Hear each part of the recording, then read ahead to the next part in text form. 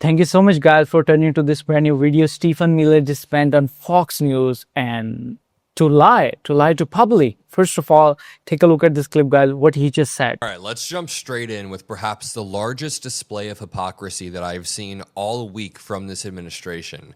I say all week because they basically top themselves over and over with new displays of lying, hypocrisy, the moving of timelines, the lying about this war, etc., etc. Today, Stephen Miller went on Fox News to lie to their audience about what is actually going on. And you know what's really funny? You know where I actually want to start in this video?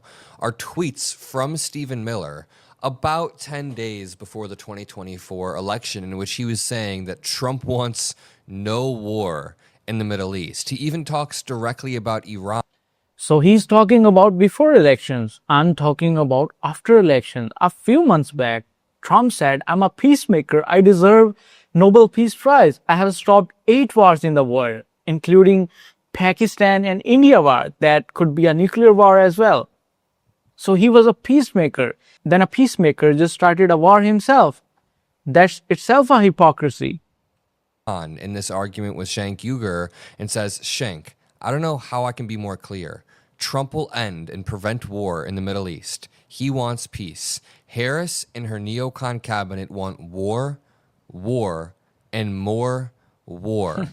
This dude was just straight up lying. So I quote tweeted this today. I said, hey, Stephen Miller, any updates on this? Any updates on So he's confronting him. the fact that you said Trump will end and prevent war in the Middle East? But it gets even more prescient. I mean, he's not going to reply Cenk Uygur this. originally said, don't you want 4 more years of war with Iran? You're bullshitting people about how you're anti-war, but the minute Israel tells you to conduct and pay for their war with Iran, you're going to comply, right? Can you say now that Trump will not go into war with Iran or pay for that war? So, I mean, Cenk Uygur rather prescient right there. Stephen Miller says, Trump wants no war in the Middle East. I cannot say this clearly enough. War is the ultimate tragedy. Trump wants harmony and cooperation in the world, not the death and destruction we are seeing today. This was 2 years ago. What death and destruction? Biden had pulled us out of Afghanistan. We were sending military equipment to Ukraine because they were fending off Russia. What death and destruction was Biden causing? It has like tripled since then. Trump believes in the power of diplomacy, leverage, and negotiation to prevent hostility. A truly pro-American, pro-peace foreign policy, realism over ideology, stability over conflict. All right, ChatGPT Miller over here. Then he says, neocon warhawk Liz Cheney wants to sink the entire region into a bloody nightmare abyss of war and ruin. Remember, this is October 22nd, 2024 that Stephen Miller is saying this. He's just lying. He's straight up lying. His hypocrisy knows no bounds. He says Kamala has never once even lightly criticized the neocons and warmongers this entire campaign. Kamala wasn't perfect, but she did have an actual plan for these types of issues beyond just bombing. Let's take a listen to Stephen Miller now, today, on Jesse Watters' show, because the 180 over the past 2 years is insane. He went from a guy saying that war is awful. War is what did he call it? War is the ultimate tragedy. He then said Trump wants harmony and cooperation. Now he's on TV going, yeah, we're going to emasculate Iran and deprive. Yeah, we are gonna destroy the economy. But he's already, claiming I'm the winner. I have destroyed their economy. I have destroyed the Air Force of Iran. I have destroyed the Navy of Iran. I'm the winner. He's announcing again and again.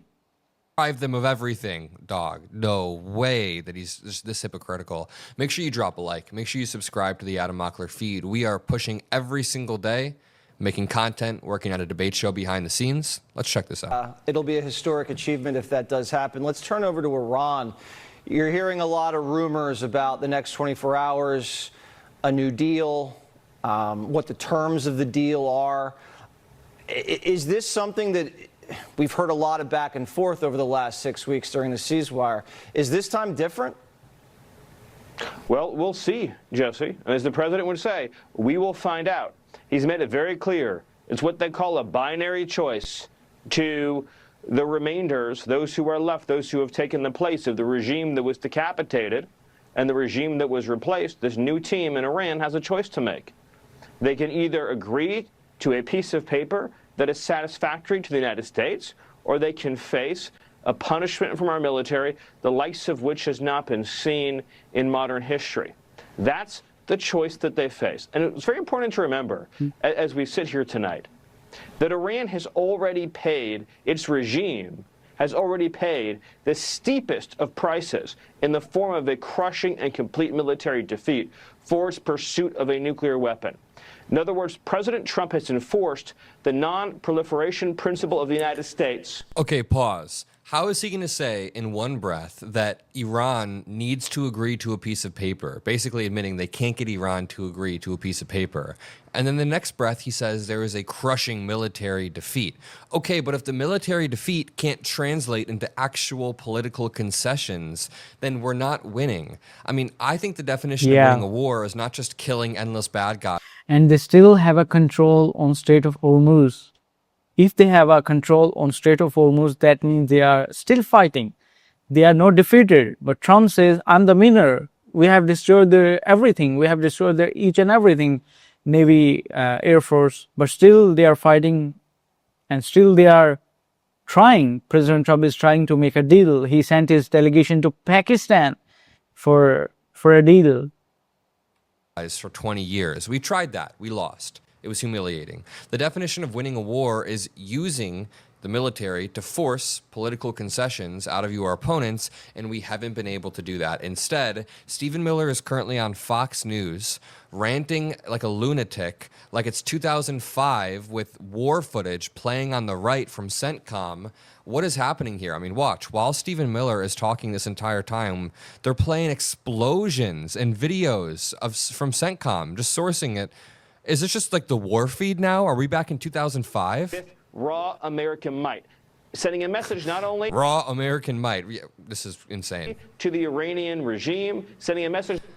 Part of the reason why I think America is strong or was strong is that we didn't have to say how strong we were.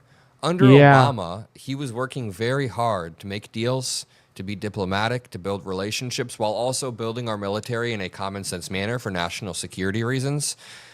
And he didn't have to go out there and talk about how strong our military was every single day because it was implied, because the implication is so much stronger than whatever this is. Not only to the IRGC, but to the whole world, anyone who would think of doing the same. We have killed and eliminated the evil, wicked, corrupt leadership of that country. The Air Force has been annihilated. The Navy has been annihilated. Its missile program has been annihilated. He is repeating the same words what President Trump just says again and again. Its defense industrial base has been annihilated. We've debunked this so many times on this show.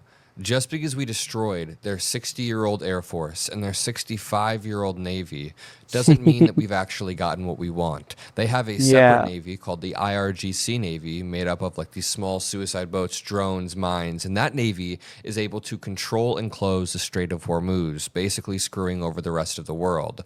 And then Donald Trump went, no, you can't fire me if I quit. So he decided to do his own blockade to act like it's our choice now, when it's really not. This is a catastrophe. This is an absolute catastrophe where Iran holds more cards than they want to admit, that Stephen Miller wants to admit. So this is a country that has been weakened, emasculated, and has been completely deprived of its ability to wage global international war. It is the smallest power it has ever been. And now with this embargo... They weren't waging global international war. They were just funding regional proxies, and now they have more control over the region, it seems. Let me just go back 1 second. Let me just show you.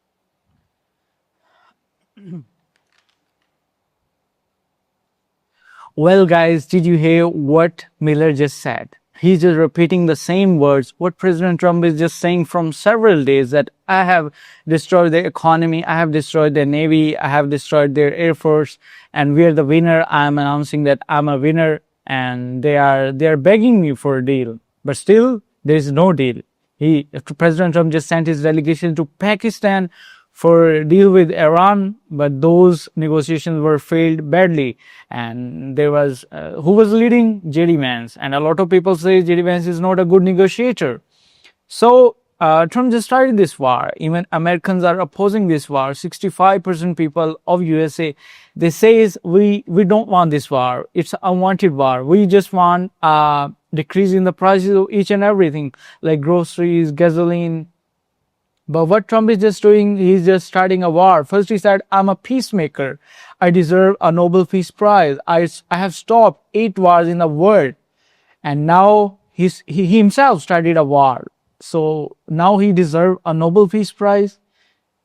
He also claimed that the people outside of USA, they are thanking me for starting this war with Iran.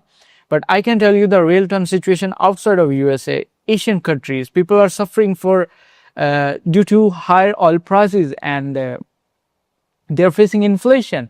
So how they can thank President Trump? I'm wondering how they can thank President Trump for starting this war. So even in USA, people are facing inflation. People are paying more for gasoline prices. You are the witness. What is the condition in your state? By the way, from which state you're watching this video? Please let me know in the comment section, guys. And I want to know about your opinion. Please comment under my video. Consider subscribing if you're new to this channel. It actually helps me a lot when you click on the subscribe button. It's kind of motivation for me to work more, and I'll bring more important videos for you. And please excuse my accent as well. I'm not a native speaker. I'm just trying to learn American accent as soon as possible. I'll bring more important videos for you. Till then, please take care of yourself. Please take care of your health as well. It's really very important.